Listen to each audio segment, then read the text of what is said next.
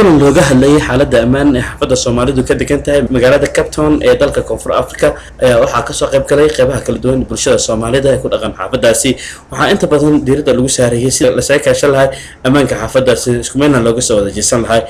Waxaa dadkii ka hadlay kulankaasi ay shaaca ka qaadeen in ammaanka xaafadda Belleville oo furaha ka sii baxayo maalmihii ugu dambeeyay loona baahan yahay in la iska kaashado in dib loo soo celiyo.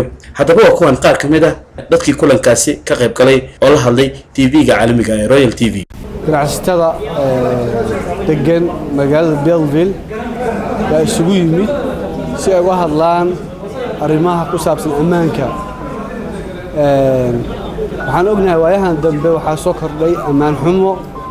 magaalada waxaa ku soo batay tuugo dukaamada jabsanaysa, waxaan dhaafayn weliba tuugo habaysan qalabaysan oo aan turayn oo isugu jira Soomaali iyo kuwa waddanka u dhashay iyo kuwa aan Soomaali ahayn waddanka aan u dhalno ayagana ajnabi kale ah. in magaalada ammaankeeda habeenaha ugu soo horeyso waliba caawa ugu soo horeyso loo helo dad waliba si gaar ah waa important. innaka haddayna wax iska bedelin waxba inaga bedelmaayo. afar nin oo sukuurado la sameeyayna waxa ma qabanayso. afarta way tagaysaa.